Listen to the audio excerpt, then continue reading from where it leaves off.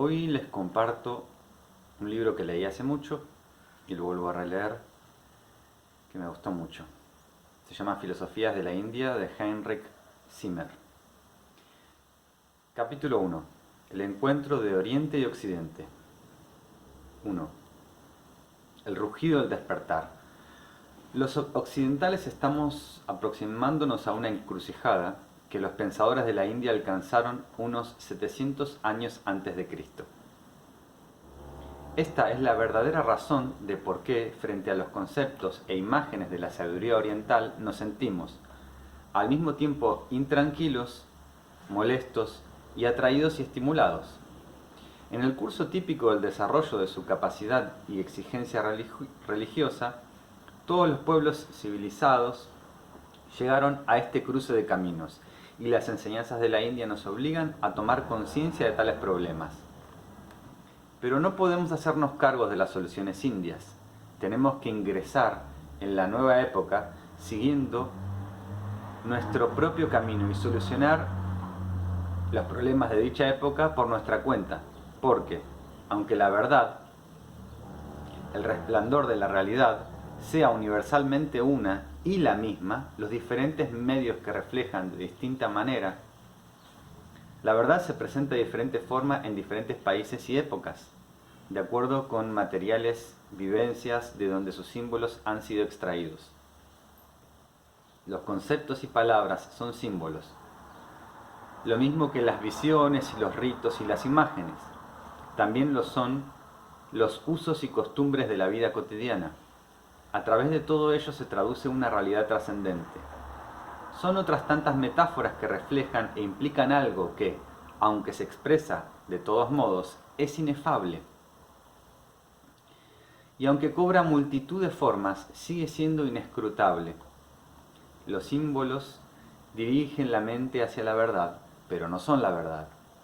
De aquí que sea engañoso adoptarlos.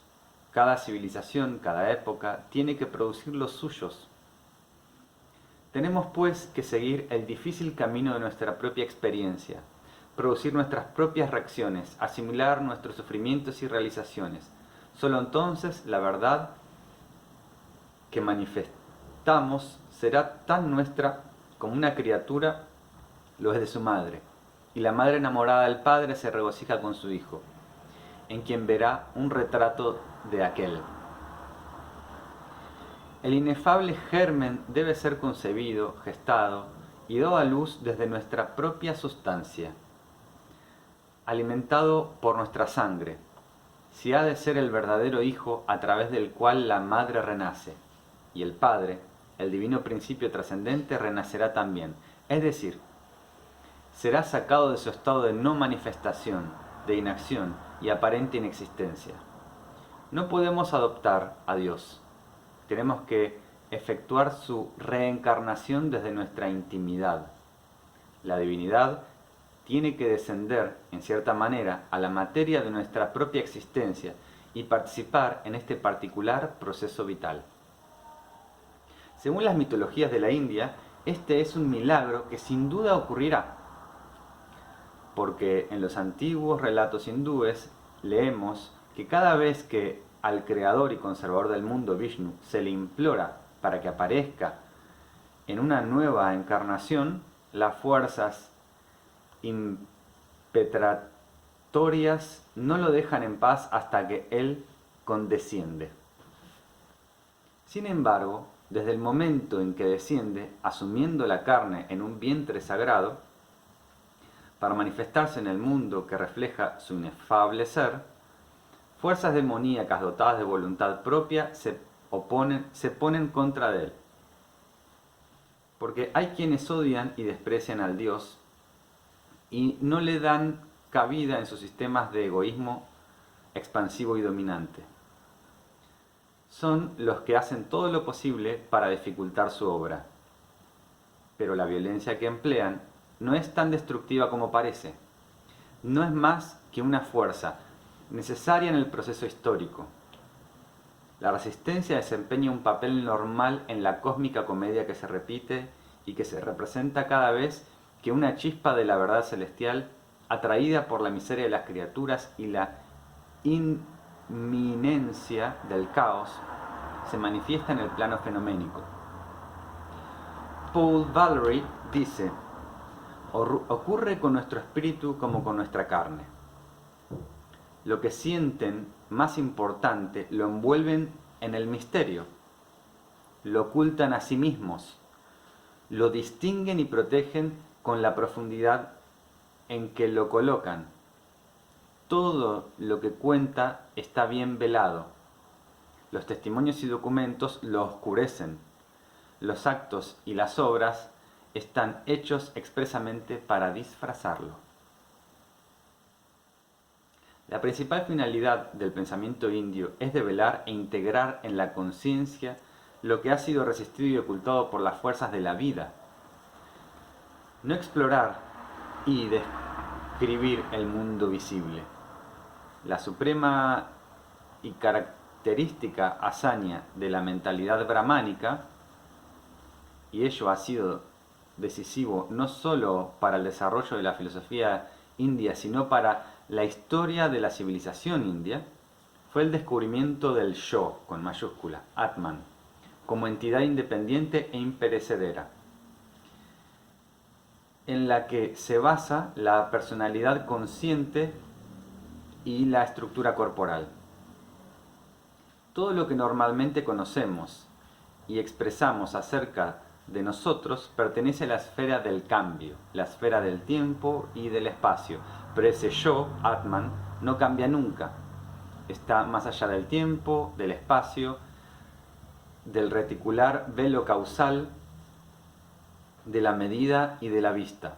Durante millares de años la filosofía india se ha esforzado por conocer este diamantino yo y hacer efectivo ese conocimiento en la vida humana. Y a esta perdurable preocupación se debe la extraordinaria calma matutina que penetra las terribles historias del mundo oriental, historias no menos tremendas ni menos horripilantes que las nuestras. A través de las vicisitudes de los cambios físicos se mantiene una base espiritual en el campo de la bienaventurada paz del Atman, el ser eterno, intemporal e imperecedero. La filosofía de la India, como la occidental, nos informa acerca de las estructuras y potencias mensurables de la psiquis, analiza las facultades intelectuales del hombre y las operaciones de su mente, evalúa diversas teorías del entendimiento humano, establece los métodos y leyes de la lógica, clasifica los sentidos y estudia los procesos mediante los cuales aprendemos, asimilamos, interpretamos y comprendemos la experiencia. Los filósofos hindúes, como los de Occidente, se pronuncian sobre los valores éticos y criterios morales, estudian también los rasgos visibles de la existencia fenoménica, criticando datos de la experiencia externa y sacando conclusiones con respecto a los principios en los que se basa. En una palabra, la India ha tenido y aún tiene sus propias disciplinas psicológicas, éticas, físicas y metafísicas. Pero la principal preocupación, en notable contraste con los intereses de los modernos filósofos occidentales, ha sido siempre no la información, sino la transformación. Un cambio radical de la naturaleza humana. Con él, una renovación de su manera de entender tanto el mundo exterior como su propia existencia. Transformación tan completa como es posible y que, si tiene éxito, equivaldrá a una total conversión o renacimiento. En este sentido, la filosofía india está mucho más del lado de la religión que del pensamiento crítico secularizado del occidente moderno. Corresponde a la actitud de filósofos antiguos como Pitágoras, Empédocles, Platón, los estoicos, Epicuro y sus discípulos, Plotino y los pensadores neoplatónicos. Volvemos a encontrar este punto de vista en San Agustín, místicos medievales como Meister Eckhart, místicos posteriores como Jacob Boehme de Silesia. Entre los filósofos románticos reaparece en Schopenhauer. Las actitudes recíprocas del maestro hindú y del alumno inclinado a sus pies están determinadas por las exigencias de la suprema tarea de la transformación. El problema que nos ocupa es el de producir una especie de transformación alquímica del alma, no solo mediante una nueva comprensión intelectual, sino mediante un cambio del corazón, transformación que afectará la médula de su existencia. El alumno ha de salir de la esclavitud, de los límites de la imperfección y de la ignorancia humanas, trascender el plano de existencia terrena. Una graciosa fábula popular ilustra esta idea pedagógica. Se conserva entre las enseñanzas del célebre santo hindú del siglo XIX, Sri Ramakrishna. Anécdotas de tipo pueril aparecen continuamente en los discursos de los sabios orientales. Circulan en el saber común del pueblo y son conocidas por todos desde la infancia. Llevan las lecciones de la intemporal sabiduría de la India a los hogares y corazones de la gente. A través de millares de años se convierten en propiedad de todos. En realidad, la India es una de las grandes patrias de la fábula popular. Durante la Edad Media, muchos de sus cuentos fueron llevados a Europa. La vivacidad y sencilla nitidez de las imágenes recalcan los aspectos más importantes de la enseñanza. Son como temas sobre los cuales puede ejercitarse un sinfín de variaciones en el campo del razonamiento abstracto. La fábula oriental es solo uno de los muchos recursos orientales para que las lecciones se aprendan y se conserven en la mente. El ejemplo que vamos a representar es el de un cachorro de tigre que había sido criado entre cabras, pero que mediante la clarificadora instrucción de su maestro espiritual llegó a darse cuenta de su propia e insospechada naturaleza. Ahora bien, su madre había muerto al darlo a luz, preñada.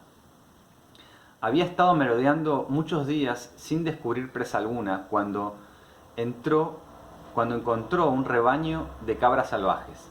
La tigresa sentía entonces gran voracidad, lo cual puede explicar la violencia de su salto.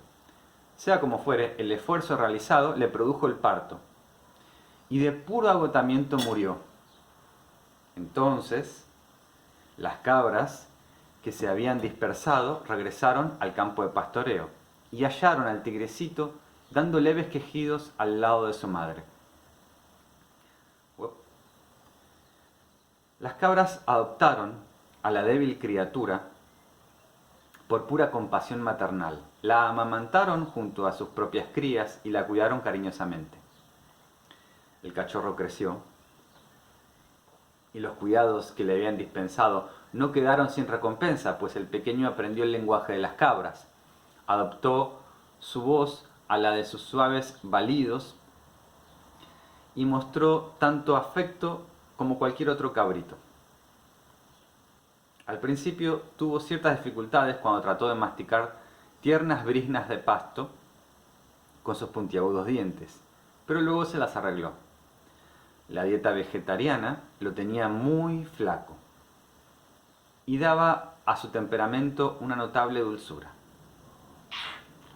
Una noche, cuando este tigrecito, que había vivido entre cabras, había alcanzado la edad de la razón, el rebaño fue atacado nuevamente, esta vez por un viejo tigre feroz. Y de nuevo las cabras se dispersaron, pero el cachorro se quedó donde estaba, sin temor alguno. Desde luego que se sintió sorprendido. Al descubrirse cara a cara con una terrible criatura de la selva, contempló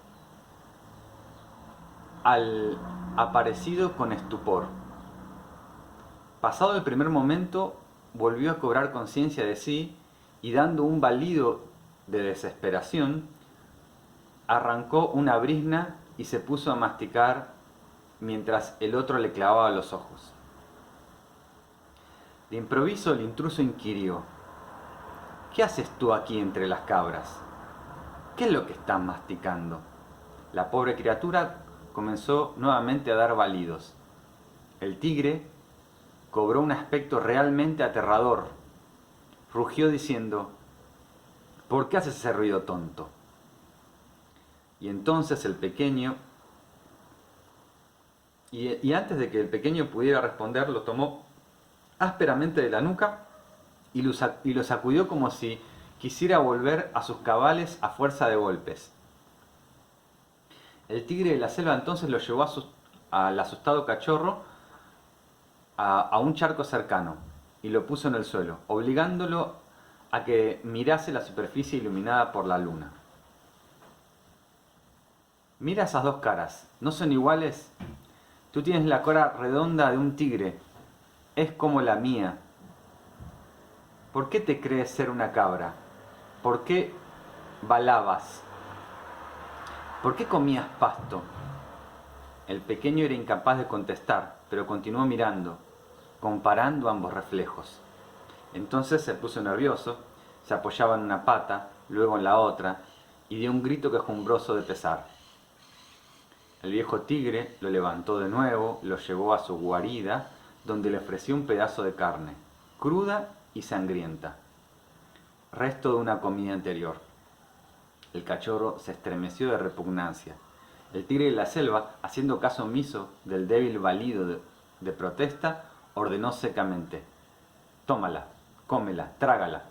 El cachorro se resistió, pero el tigre le obligó a pasarla por sus dientes entrecerrados y lo vigiló estrictamente mientras el tigrecito trataba de masticarla y se preparaba para tragarla.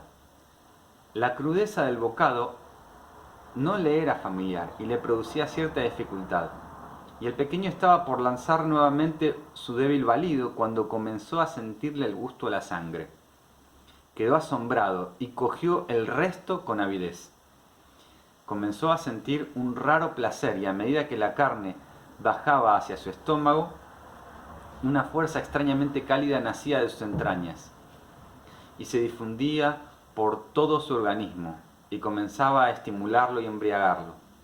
Sentía un regusto en sus labios, se lamió las mejillas, se incorporó y abrió la boca para lanzar un gran bostezo, como si hubiese despertado de una noche de sueño, una noche que lo había tenido hechizado durante varios años. Desperezándose, arqueó el lomo, extendió y abrió sus garras. Su cola fustigaba el suelo y de pronto de su garganta estalló el terrible y triunfante rugido del tigre. Entretanto, el severo maestro había estado observando de cerca y con creciente satisfacción. La transformación se había cumplido realmente. Cuando el rugido hubo terminado, le preguntó con aspereza: ¿sabes ahora quién eres? Y para completar la iniciación del joven discípulo en el saber secreto de su propia y verdadera naturaleza, añadió: ven, ahora iremos a cazar juntos por la selva. La historia del pensamiento indio durante el periodo que precede al nacimiento y la misión de Buda, 500 años antes de Cristo, revela una gradual intensificación de la importancia de este problema del descubrimiento y asimilación del yo. Los diálogos filosóficos de los Upanishad indican que durante el siglo 8 a.C. hubo un cambio de orientación intelectual que desplazó la atención de los problemas referentes al universo externo y a las esferas tangibles del cuerpo, concentrándola en lo más íntimo e intangible y llevándola a sus últimas conclusiones lógicas, las peligrosas implicaciones de esta dirección. La gente se retiraba del mundo normalmente conocido. En general, se desvaloraban y se postergaban las potencias del macrocosmos y las facultades correspondientes del microcosmos, con tanta audacia que todo el sistema religioso del periodo anterior corría peligro de derrumbarse. Los reyes de los dioses Indra y Varuna, los divinos sacerdotes de los dioses Agni, Mitria, Vashpati, ya no recibían su cuota de plegaria y sacrificio. En lugar de dirigir la mente hacia estos simbólicos guardianes y modelos del orden natural y del orden social, sostenidos y mantenidos por su efectividad, con una continua secuencia de ritos y meditaciones, los hombres dirigían toda su atención hacia lo íntimo, esforzándose por alcanzar un estado permanente de autoconciencia mediante el mero pensar, el autoanálisis sistemático, el control de la respiración y las severas disciplinas psicológicas del yoga.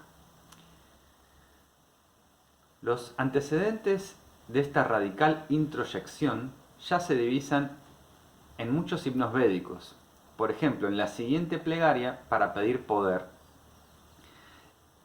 en la que fuerzas divinas que se manifiestan de diversas maneras en el mundo exterior son conjuradas a entrar en el sujeto, alojarse en el cuerpo y vivificar sus facultades.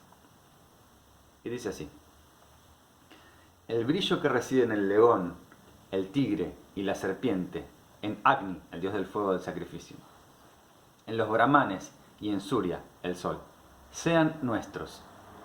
Que la bella diosa que parió a Indra venga a nosotros con su lustre. El brillo que reside en el elefante, la pantera y el loro, en las aguas, en el ganado y en los hombres, sea nuestro. Que la hermosa diosa que parió a Indra venga a nosotros con su lustre. El brillo que reside en la carroza, en los dados, en la fuerza del toro, en el viento y en el fuego de Varuna, sean nuestros. Que la hermosa diosa que parió a Indra venga con nosotros con su lustre. El brillo que reside en el varón del linaje real, en el tenso parche, en la fuerza del caballo y en el grito de los hombres sea nuestro. Que la hermosa diosa que parió a Indra venga a nosotros con su lustre. El sistema Adhyattam Adaivam, plenamente desarrollado del periodo de las Upanishad, emplea como medio para llegar al absoluto desapego un plan completo de correspondencias entre los fenómenos subjetivos y objetivos. Por ejemplo, creadas las divinidades del mundo, dijeron a Atman, el yo como creador: danos un alojamiento donde podamos establecernos y alimentarnos. Él les llevó un toro y ellos dijeron: en verdad esto no nos basta.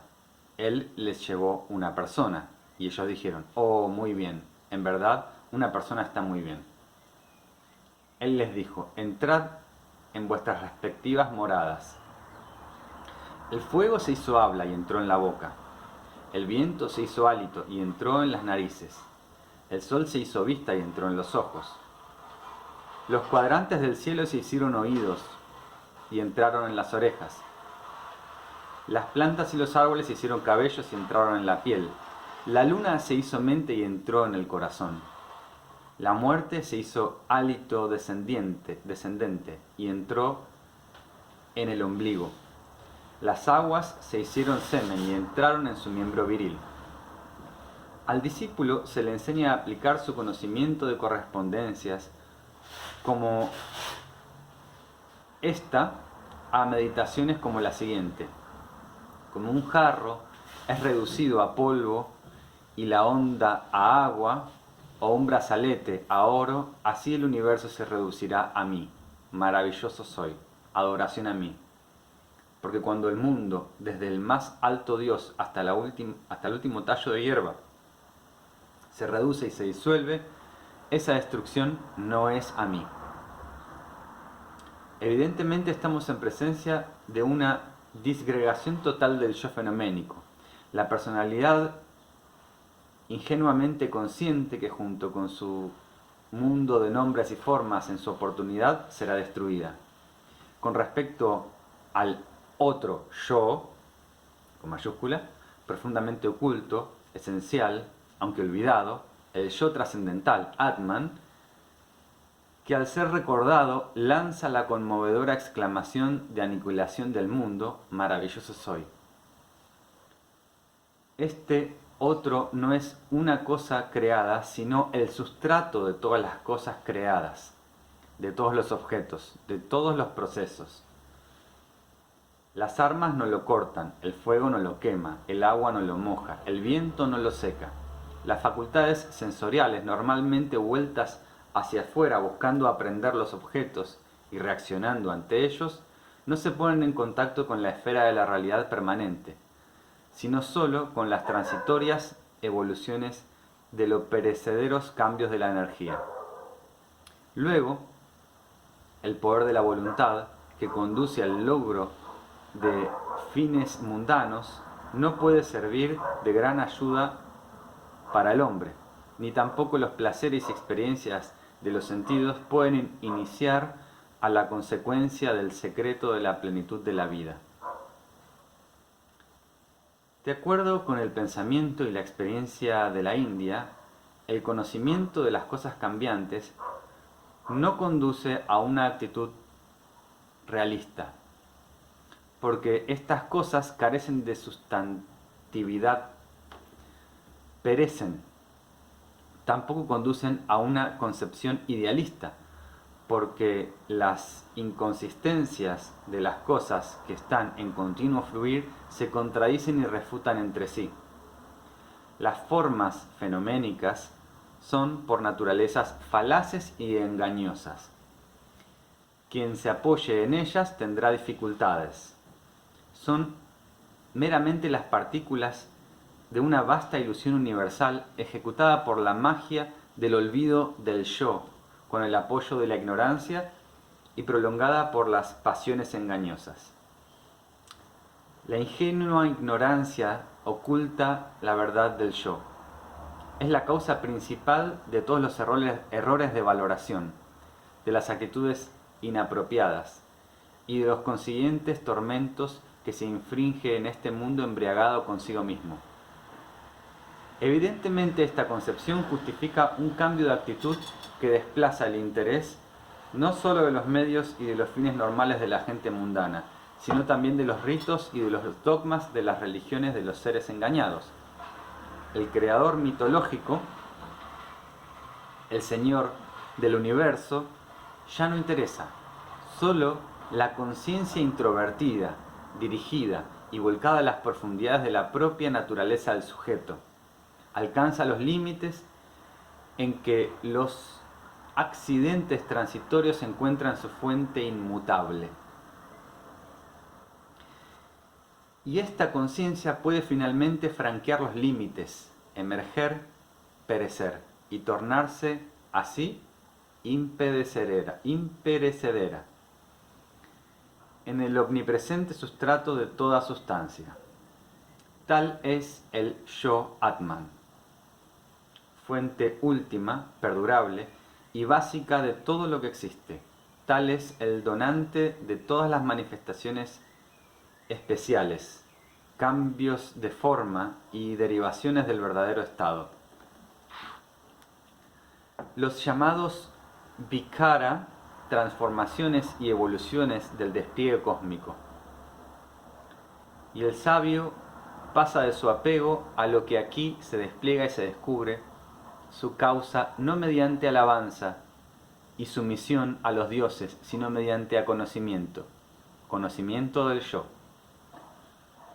Este conocimiento se consigue por medio de una de estas dos técnicas. Primero, rechazando sistemáticamente la totalidad del mundo como ilusorio. Segundo, comprendiendo a fondo la nueva materialidad de todo él. Esta es precisamente la posición no teísta, antropocéntrica, que hoy estamos a punto de alcanzar en el occidente. Si es que no hemos alcanzado ya.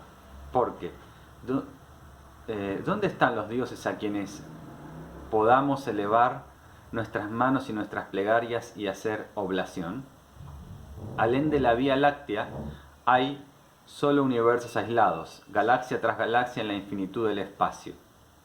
No hay reino de ángeles ni moradas celestes, ni coros de bienaventurados girando en su estado beatífico en torno al santo misterio de la Trinidad. ¿Qué queda en todas las inmensidades? ¿Qué queda en todas estas inmensidades alguna? Religión en la que el alma, en su búsqueda, pudiera llegar a los pies de Dios, habiéndose despojado de su vestidura material. ¿Acaso no debemos más bien volvernos hacia adentro y buscar lo divino en lo íntimo, en lo más hondo y profundo, escuchar la voz en el silencio interior, manda y consuela, extraer desde dentro la gracia que excede todo entendimiento? Nosotros los occidentales modernos estamos al fin preparados para escuchar la voz de la India a oído. Pero, como el cachorro del tigre, tenemos que oírla no del tigre, sino de nuestra propia interioridad.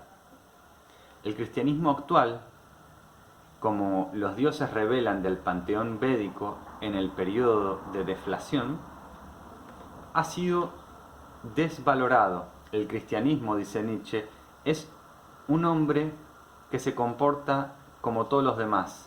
Nuestras profesiones de fe ya no tienen ninguna conexión visible con nuestra conducta pública o nuestras más caras esperanzas. En muchos de nosotros los sacramentos no producen su transformación espiritual. Estamos desolados y no sabemos a quién recurrir. Entre tanto, nuestras filosofías universitarias y seculares se preocupan más por la información que por la transformación redentora que nuestra alma necesita. Por esta razón, una ojeada a la faz de la India acaso nos ayude a descubrir y recuperar algo de nosotros mismos. El propósito fundamental de todo estudio serio del pensamiento oriental debería ser no la mera recopilación y ordenación de datos lo más prolijo posible, sino la recepción de alguna importante influencia.